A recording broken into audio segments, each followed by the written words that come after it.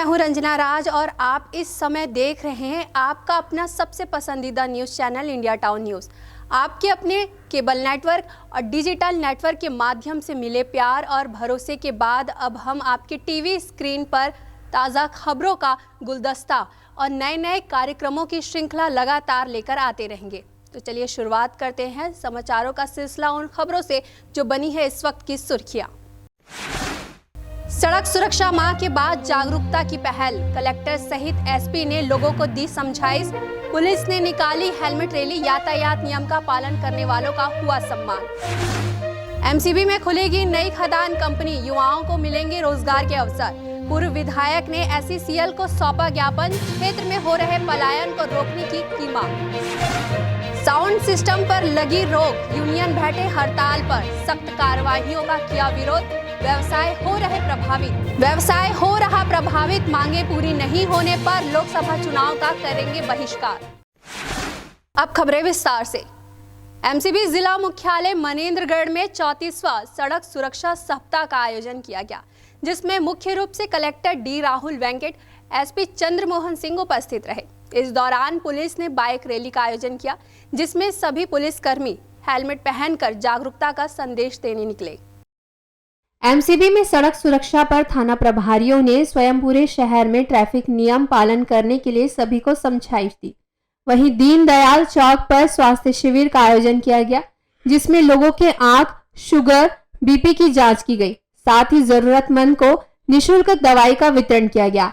साथ ही collector, MCB व SP के द्वारा हेलमेट का उपयोग करने वालों को सम्मानित किया गया और जरूरतमंदों को निःशुल्क हेलमेट वितरण कर सभी को 2 पहिया गाड़ी चलाते समय हेलमेट लगाने, 4 पहिया वाहन वालों को सीट बेल्ट लगाने की समझाइश दी गई।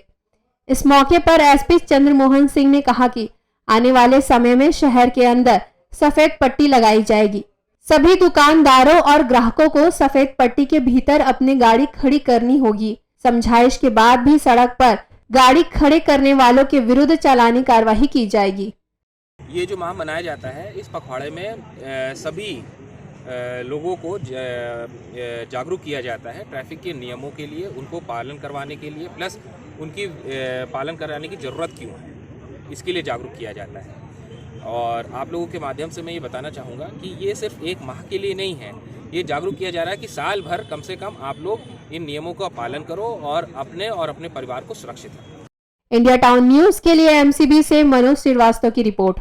सीपत में 4 किलोमीटर दूर ग्राम दराभाटा में मंगलवार को स्कूल के लंच टाइम में नहाने के लिए तालाब गए 2 स्कूली बच्चों की डूबने से मौत हो गई। वहीं इस मामले में स्कूल की प्रभारी प्रधान पाठक और 2 शिक्षकों पर गांज गिरी है। बता दें कि मौत के बाद मृतक के परिजनों के साथ ग्रामीणों ने शव को स्कूल के अंदर रखकर प्रदर्शन करते हुए स्कूल प्रबंधन के खिलाफ कार्यवाही की मांग की थी, जिसके बाद जिला शिक्षा अधिकारी ने कार्यवाही करते हुए मामले में 2 प्रभारी प्रधान पाठक समेत जिसके बाद जिला शिक्षा अधिकारी ने कार्यवाही करते हुए मामले में प्रभारी प्रधान पाठक समेत 2 शिक्षकों को निलंबित कर दिया। प्राथमिक शाला दर्राभाटा सीपत का ये मामला है। प्राथमिक शाला के पहली और दूसरी के 4 बच्चे मध्याह्न भोजन करने के पश्चात टहलते हुए तालाब चले गए थे और तालाब में तैर रहे थे। तैरते हुए समय होने पर 2 बच्चे तो वापस आ गए, लेकिन 2 बच्चे तैर ही रहे थे।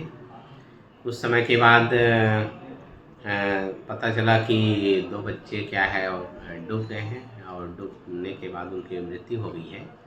टीचर लोग जानकारी लिए, उनको जानकारी नहीं था, तो सब खोजबीन जांच करवाए, डीओ से जांच करवाए, तो शिक्षक लोगों को दोषी पाए गए कि विद्यालयीन समय में बच्चे बाहर क्यों गए स्कूल कैंपस से, तो शिक्षकों को दोषी पाते हुए 3 शिक्षकों को निलंबित किया गया।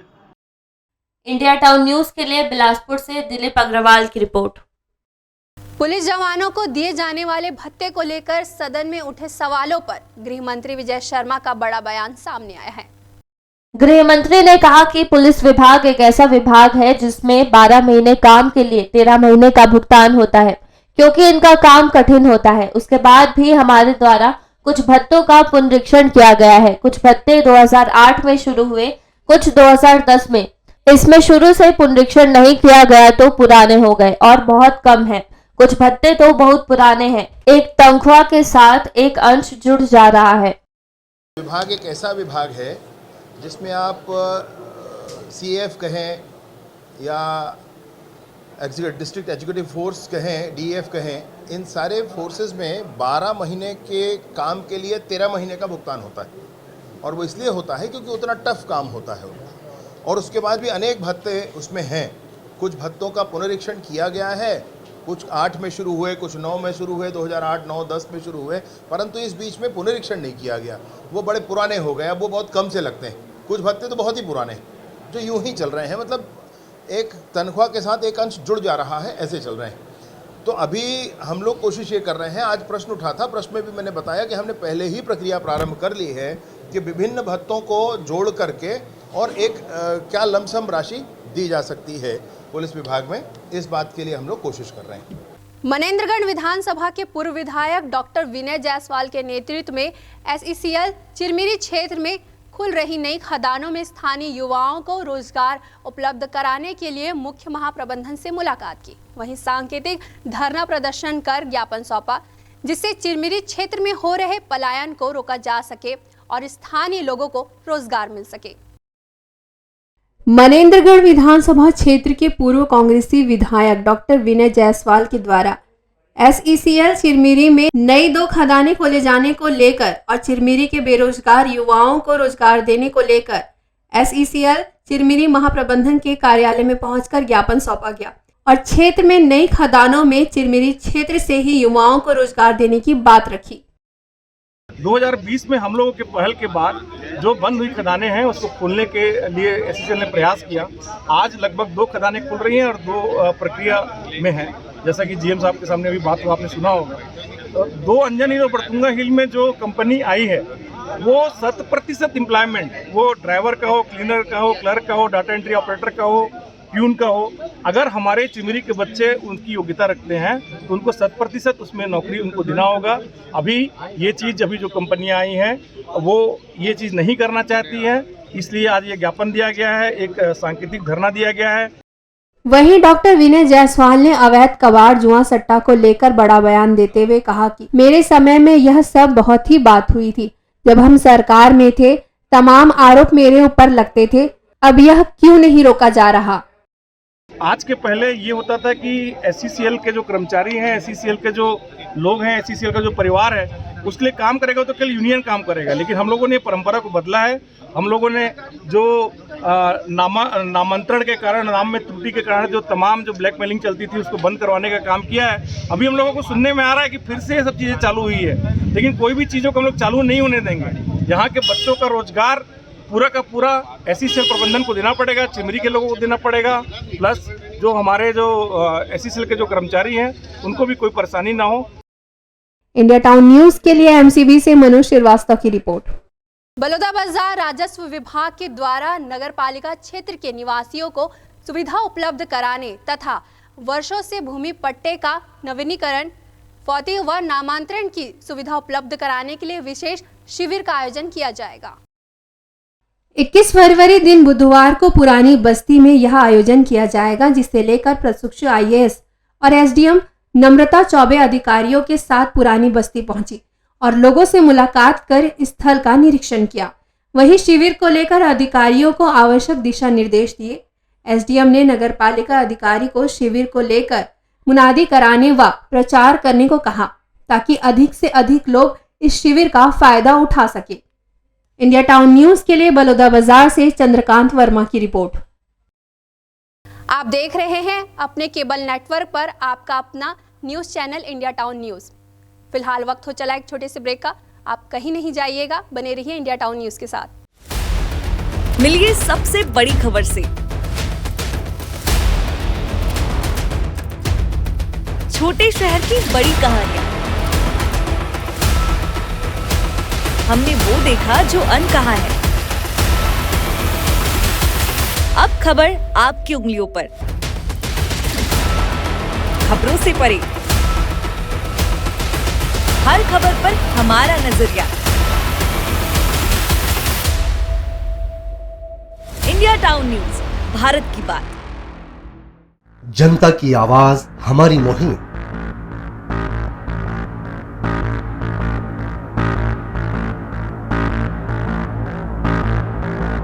डिजिटल युग की नई आवाज।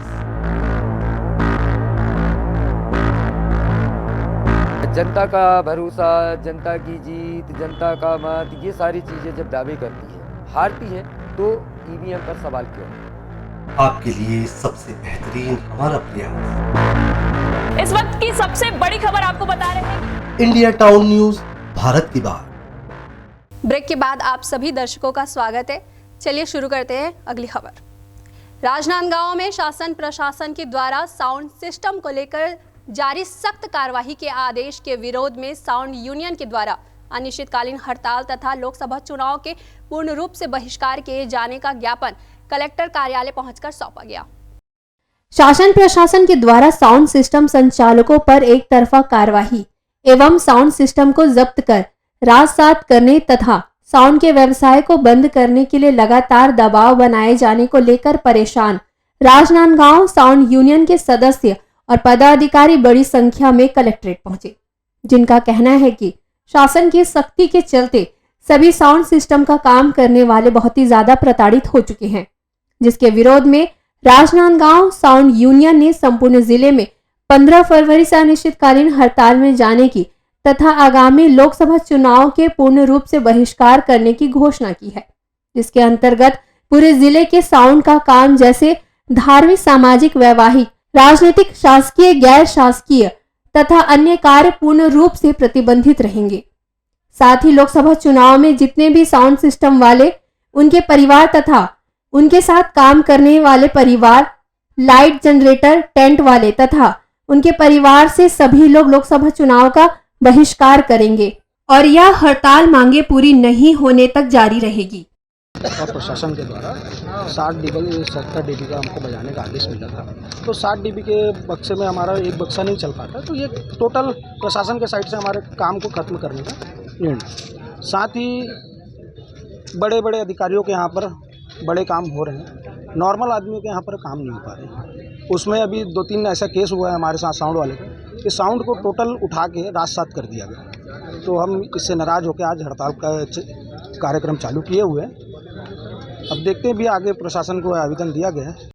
दूसरी तरफ प्रशासन न्यायालय के आदेश की बात कहकर नियमों के पालन की बात कर रहा है, जिसका कहना है कि न्यायालय के द्वारा जारी गाइडलाइन के तहत ही संपूर्ण जगह साउंड सिस्टम, डीजे आदि पर कार्यवाही की जा रही है।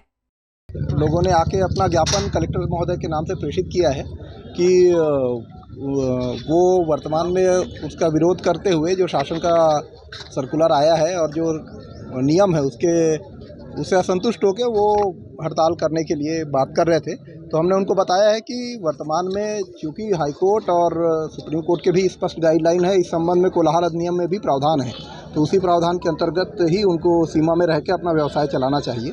तो ये पूर्व में कलेक्टर सर और एसपी सर के संयुक्त तत्वाधान में ये उनको बताया भी जा चुका है। तो वर्तमान में जो हाईकोर्ट और सुप्रीम कोर्ट तथा शासन के जो नियम है उसका पालन सबको करना पड़ेगा। Bureau report, India town news.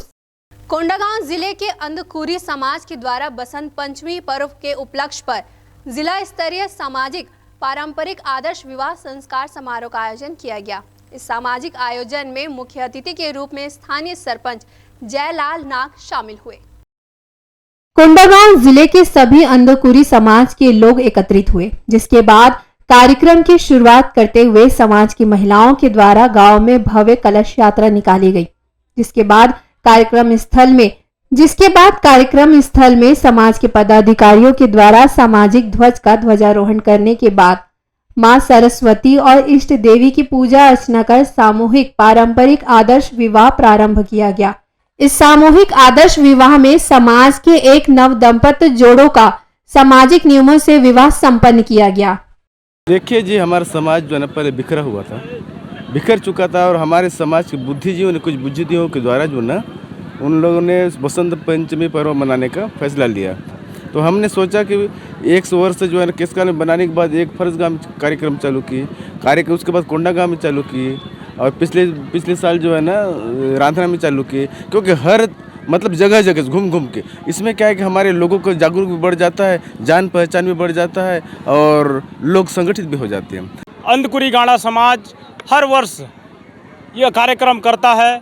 इस कार्यक्रम का बसंत पंचमी कार्यक्रम जो जिला स्तरीय अंदरूनी क्षेत्र अति संवेदनशील क्षेत्र में हर वर्ष किया जाता है, ताकि लोग जानें कि हमारे समाज में एकत्रित और संगठित होने के लिए, लोगों को और उत्साह बढ़ाने के लिए, लोगों के साथ संगठित करने के लिए यह कार्य जो बसंत पंचमी के माध्यम से और आदर्श विवाह भी किया जाता है। समाज के पदाधिकारियों ने उपस्थित समाज के लोगों को संबोधित करते हुए कहा कि समाज को आगे बढ़ाने के लिए शिक्षा जरूरी है, इसलिए हम सभी को शिक्षित होना जरूरी है। वहीं मुख्य अतिथि जयलाल नाग ने कार्यक्रम को संबोधित करते हुए कहा कि अंधकुरी गांडा समाज वो समाज है जिसके बिना ग्रामीण क्षेत्रों के किसी समाज की खुशी नहीं मिल सकती, क्योंकि गांव में किसी भी घर में देवी देवता, यात्रा हो, शादी विवाह हो, इनके वाद्य यंत्र के आवाजों के बिना अधूरी है। इस समाज का एक ऐसा पहचान है जिनको पहचानते हैं गांडा बाजा के नाम से।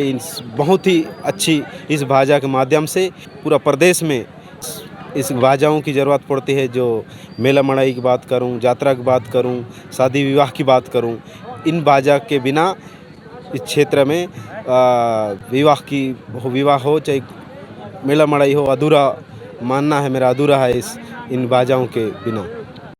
इंडिया टाउन न्यूज के लिए कोंडागांव से राम कुमार भारद्वाज की रिपोर्ट। दुर्ग जिले के सेक्टर 6 ग्राउंड में 15 फरवरी से 22 फरवरी तक विशाल राम कथा का आयोजन किया जाएगा, जिसे लेकर तैयारियां पूरी कर ली गई हैं। वहीं करीब 1000 से ज्यादा महिलाओं के द्वारा भव्य कलश यात्रा निकाली गई, जहां गाजे बाजे के साथ लोग झूमते हुए नजर आए। भिलाई के सेंट्रल एवेन्यू में करीब 1000 से ज्यादा महिलाओं के द्वारा भव्य कलश यात्रा निकाली गई। इसमें झांकी और ढोल ताशा के साथ लोग झूमते नजर आए। इसकी शुरुआत गणेश मंदिर सेक्टर 5 से हुई और सेंट्रल एवेन्यू चौक, बेरोजगार चौक से होते हुए सेक्टर 6 कथा स्थल पर समाप्त हुई। इस विशाल धार्मिक आयोजन में कई बड़े राष्ट्रीय और अंतर्राष्ट्रीय स्तर के कथा वक्ता शामिल होंगे। इनमें अनिकेत कृष्ण महाराज नर्मदा तट वाले भी पहुंच रहे हैं, जो यहां 16 और 17 फरवरी को दोपहर 2:30 बजे से हनुमान कथा का प्रवचन और शाम 6 बजे से दिव्य दरबार हरि इच्छा तक करेंगे। आपको बता दें कि रामभद्राचार्य कथा करने भिलाई आने वाले थे, लेकिन अचानक तबीयत खराब होने से वह नहीं आ पा रहे हैं। उसके बाद सांसद विजय बघेल ने कई बड़े राष्ट्रीय वक्ता के सानिध्य में राम कथा कराने का निर्णय लिया। इंडिया टाउन न्यूज के लिए दुर्ग से अतुल शर्मा की रिपोर्ट। बलौदाबाजार जिले में नेशनल हाईवे में चक्का जाम करने वाले कांग्रेसियों के विरुद्ध पुलिस ने मामला दर्ज किया है। वहीं एक राहगीर ने थाने में शिकायत दर्ज की थी। भाटापारा विधायक इंद्र साव के नेतृत्व में उनके विधानसभा क्षेत्र में अवैध शराब की बिक्री बंद कराने और व्यापारियों पर कड़ी कार्रवाई की मांग के साथ वर्षों से शराब भट्टी में कार्यरत प्लेसमेंट कर्मचारी को हटाने की मांग को लेकर दामाखेड़ा में 12 फरवरी को चक्का जाम किया गया था। इससे कुछ समय के लिए यातायात बाधित हुआ था, जिसमें कुछ राहगीरों को परेशान होना पड़ा। इसके बाद एक राहगीर ने सिमगा पुलिस थाने में आवेदन दिया, जिस पर पुलिस ने सिमगा और भाटापारा के कांग्रेस ब्लॉक अध्यक्ष सहित अन्य के विरुद्ध मामला दर्ज किया। इस संबंध में एडिशनल एसपी ने बताया कि 12 फरवरी को एक पार्टी विशेष के लोगों की ओर से नेशनल हाईवे पर चक्का जाम किया गया था। इससे कुछ समय के लिए यातायात बाधित हुआ था, जिससे राहगीरों को परेशान होना पड़ा। इस पर एक प्रार्थी के आवेदन पर सिमगा के ब्लॉक कांग्रेस अध्यक्ष और भाटापारा ब्लॉक कांग्रेस अध्यक्ष सहित अन्य के विरुद्ध मामला दर्ज किया गया है। इसके अलावा और भी वीडियो फुटेज चेक किया जा रहा है, जिसके बाद अन्य लोगों के विरुद्ध भी मामला दर्ज किया जाएगा। कुछ दिन पहले राष्ट्रीय राजमार्ग को घेरने का प्रयास किया गया था। उसमें जिन लोगों ने भाग लिया था उन सभी के खिलाफ उचित धाराओं में अपराध दर्ज किया गया है और आगे कार्यवाही की जाएगी। इंडिया टाउन न्यूज के लिए बलौदा बाजार से चंद्रकांत वर्मा की रिपोर्ट। बालोद जिले में एक्सपोर्ट रीच को लेकर व्यापारियों ने उत्साह दिखाया है। यहाँ वन उपज से लेकर धान, इमली, महुआ ऐसे प्रोडक्ट है जिसे विदेशों में एक्सपोर्ट किया जा सकता है। वहीं बेहतर प्रदर्शन और मार्केट उपलब्ध कराने के उद्देश्य से प्रशिक्षण का भी आयोजन किया जा रहा है। भारत सरकार वाणिज्य और उद्योग मंत्रालय द्वारा farmer producers, rice millers, IC holders, स्थानीय उद्यमियों और एफपीओ को प्रशिक्षण दिया गया। फॉरेन ट्रेड में केंद्र सरकार निर्यात बंधु स्कीम के तहत उद्यमियों को विभिन्न प्रकार की सब्सिडी और छूट दे रही है।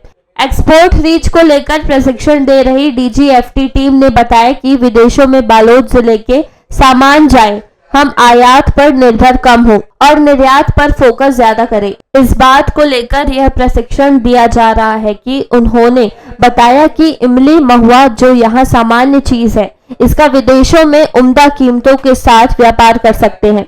डीजीएफटी नागपुर द्वारा कस्टम की प्रक्रिया, bill of entry, shipping bill, international commercial term, role of custom house agent आदि के संबंध में विस्तृत मार्गदर्शन प्रदान किया गया। डीजीएफटी नागपुर द्वारा कस्टम की प्रक्रिया, bill of entry, shipping bill, international commercial term, role of custom house agent आदि के संबंध में विस्तृत मार्गदर्शन प्रदान किया गया।